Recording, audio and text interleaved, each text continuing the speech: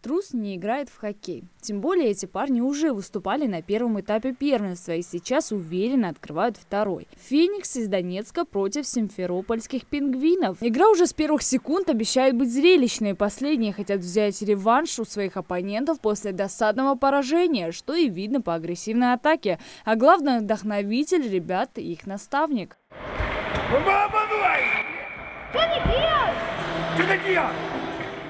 Долго удерживать настрой у пингвинов не получилось. Феникс оказался опытнее и настойчивее на льду. Счет 5-3 в их пользу. Но время еще есть, игра продолжается. Игра проходит тяжелее, чем в первом круге.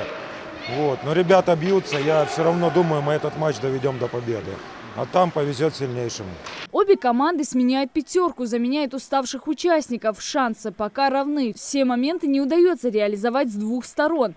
Феникс под конец игры ловко обходит защиту и оформляет еще 2 гола. Счет 7-4. Это первый результат ледовой схватки второго этапа первенства. Команда очень хорошая, боролась за победу, но сегодня мы лучшие.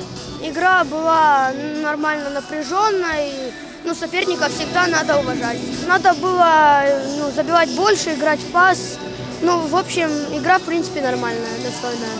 Пока первые 2 команды рассекали лед, наши хоккеисты готовились к встрече с Волгоградским легионом. Настрой у ребят отличный. В прошлом этапе РЗ уже обыгрывали их со счетом 6-5. Поэтому у соперников больше мотивации на реванш. Правда, центральный нападающий нашей команды Ахмед Мальсагов считает, что это им все равно не поможет. Мы будем все делать, чтобы выиграть.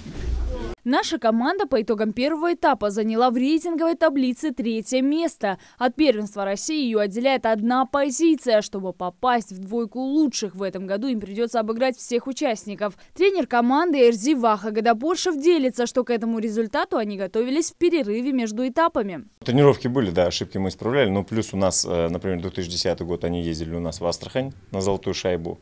А 2009 год я возил в Минск, мы там участвовали на тренировках. Так что мы были в играх, и дополнительные были игры, и дополнительно были тренировки, да. Исправляли ошибки, исправляли буллиты, которые были не забитые.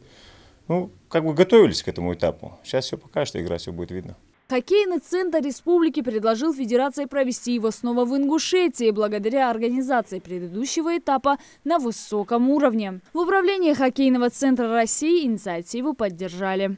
Во-первых, это хорошее подспорье для наших детей, это хороший опыт, который наши дети получат, не выезжая в другой регион. То есть это удобно будет в первую очередь для нашей команды.